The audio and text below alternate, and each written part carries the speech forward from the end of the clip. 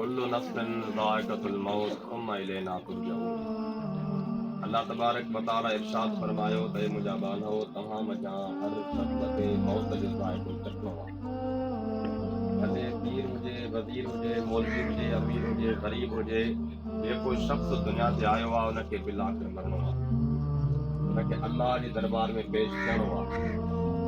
फना हर मख़लूक़ खे आहे, बक़ा सिर्फ़ अल्लाह तबारक व तआला जी ज़ात बाबरकात ते आहे।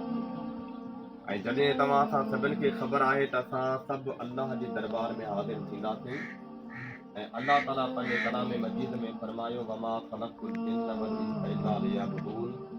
ऐं मुंहिंजा बानो मूं तव्हांखे सिर्फ़ ऐं सिर्फ़ यानी इंसान ऐं जिन्न इहे ॿई मख़लूक़ात सिर्फ़ ऐं सिर्फ़ अल्लाह ताला फरमाए थो त मूं तव्हांखे पंहिंजी बंदगी जे लाइ पैदा फरमायो आहे, पंहिंजी इबादत जे लाइ पैदा फरमायो आहे। यानी तव्हां असांजो ज़िंदगी जो मक़सदु, दुनिया ते अचण जो मक़सदु को कारोबार कोन्हे। अल्लाह तबारक व तआला तव्हां असांखे इन करे कोन पैदा कयो तव्हां सां बैंक बैलेंस ठाहियूं, कारोबार ठाहियूं, वॾा बंगला पंहिंजा ठारायूं, पंहिंजा वॾा नाला रोशन करायूं, न।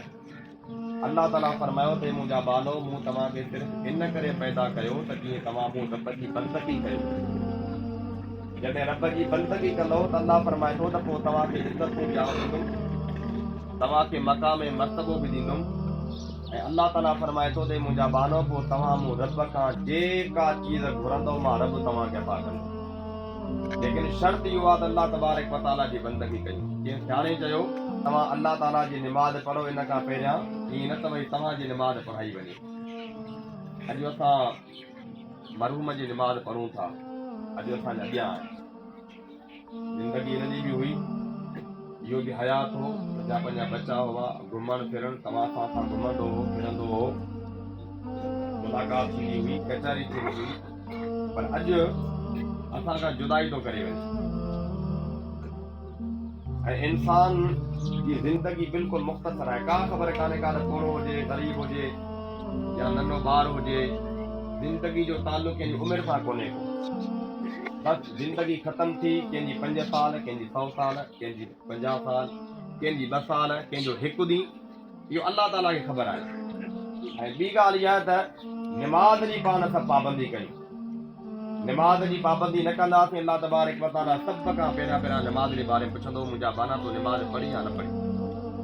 जेके सादी रहमतुल्लाह अलैह फरमाइनि था त जेको बेनिमाज़ी आहे उनखे कर्ज़ न ॾियो, जेको बेनिमाज़ी आहे उनखे कर्ज़ न ॾियो।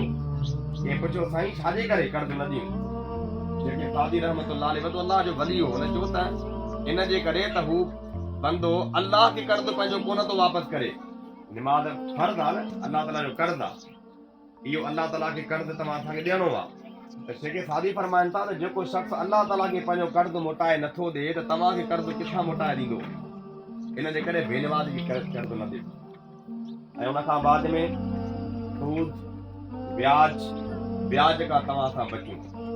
इहो केर बि न सम्झे त मां सूद खाईंदुमि, ब्याज खोर थियां, ब्याज खावां, बाद में जेकॾहिं मरी वेंदुमि त मौलवी साहब मुंहिंजे लाइ दुआ घुरंदो, शादियूं थींदियूं, माण्हू ईंदा दुआऊं घुरंदा, देगियूं थींदियूं, ख़त्म पाक पढ़ाईंदासीं, को फ़ाइदो कोन थींदो। बाबा इहा कड़वी ऐं सख़्तु ॻाल्हि थो कयां ऐं हक़ीक़त ते मबनी ॻाल्हि आहे। ब्याज खोर अल्लाह ताला जो दुश्मन आहे, ब्याज खोर नबी अलैहिस्सलाम जो दुश्मन आहे। ब्याज खोर जे बारे में हदीस में अचे थो त नऊज़ बिल्लाह मिन ज़ालिक, नबी अलैहिस्सलाम फरमायो त जेको ब्याज खाए थो, सूद जेको ॾे थो या वठे थो या मशवरो थो ॾे या गवाह थो थिए, नंढे में नंढो गुनाह, वॾो गुनाह न, नंढे में नंढो गुनाह इहो आहे त उहो पंहिंजे माउ सां 70 दफ़ा नऊज़ बिल्लाह बदकारी करे।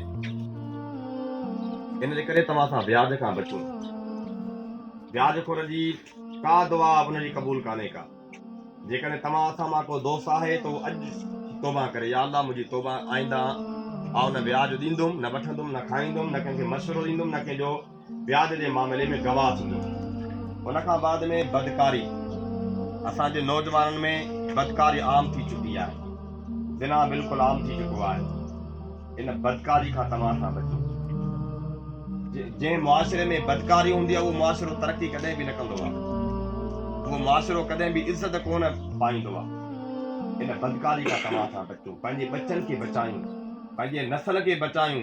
असांजी नस्ल बर्बाद पई थिए, पंहिंजे नस्ल खे बर्बादी खां बचायूं। कंहिंजी गिला गिबत न कयूं, कंहिंजी दिलि आज़ारी न कयूं। हर हिकु शख़्स सां मुहबत हुजे, हर हिकु शख़्स सां निबड़त हुजे, आजिज़ी हुजे। बाबा तकबर गुरूर इहो इंसान खे नथो जुगाए। तकबर अल्लाह ताला जी चादर आहे, किबरियाई मुंहिंजे रब जी आहे। बाक़ी इंसान ख़बर आहे तव्हां सां छा मां ठहिया आहियूं। हर शख़्स खे ख़बर आहे तव्हां सां हिकु पलीत नुथरे मां ठहिया आहियूं। असांजी हक़ीक़त इहा आहे। पोइ बि जेकॾहिं तकबर हुजे सिर्फ़ु दुनिया जे करे, मूं वटि दुनिया वधीक आहे, तकबर। मां मौलवी आहियां, मां मुफ़्ती आहियां, मां पीर आहियां, तकबर। ॿियनि माण्हुनि खे पंहिंजे पाण खे सभ खां घटि सम्झनि न। इंसान सभु बराबरि आहे, इंसान सभु हिकु आहिनि, मुस्लमान सभु बराबरि आहिनि। हा, जेको तकवा वारो आहे, मुतक़ी परहेज़गार आहे, उनजी वरी अल्लाह ताला जे बारगाह में इज़त ऐं मर्तबो आहे। त मुंहिंजा दोस्तो, निमाज़ जी तलक़ीन कजे थी, निमाज़ पाबंदी सां।